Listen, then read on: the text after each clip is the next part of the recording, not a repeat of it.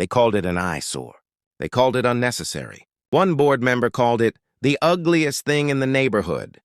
At an open meeting, while I sat in the third row and said nothing, I had been trying to warn them for 2 years. When I bought my property, I did what most people don't. I hired a hydrological survey company to assess the land.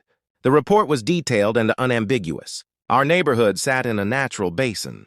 The drainage infrastructure was 30 years old and undersized. A significant storm event would overwhelm the system and water would flow downhill, directly into the lower properties. Mine was the lowest lot on the street. I presented the findings to the HOA board twice.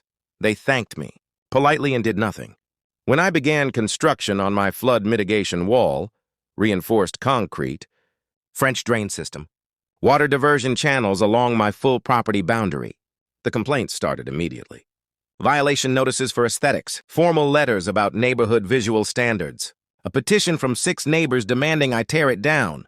The board president told me at a neighborhood barbecue that I was catastrophizing and that my wall made the whole street look industrial.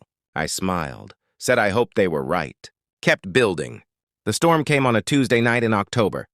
Not a hurricane, just a slow-moving system that dropped 9 inches of rain in 11 hours. Exactly the scenario my hydrological report had flagged. The drainage system failed at 2 a.m., I know, because I was awake watching my wall do exactly what I built it to do. Water diverted, channels filled and flowed. My property stayed dry. By 4 a.m., the board president was standing in 2 feet of water in his living room.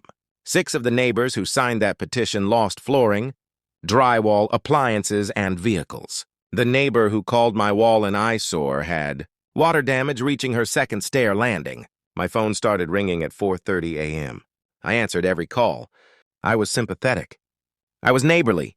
I shared my hydrological report, the same one I had presented to the board 2 years earlier, with every insurance adjuster who asked. I also sent the HOA a formal letter the following week. I attached the original survey, the board meeting minutes where my warnings were dismissed, the petition demanding I remove my wall, and a single question, not accusatory, just factual. Had the board ever commissioned its own drainage assessment? They had not. 3 board members resigned within the month.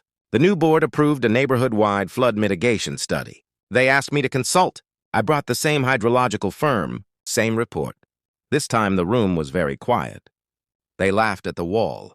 The wall was the only reason I had anything left to stand on.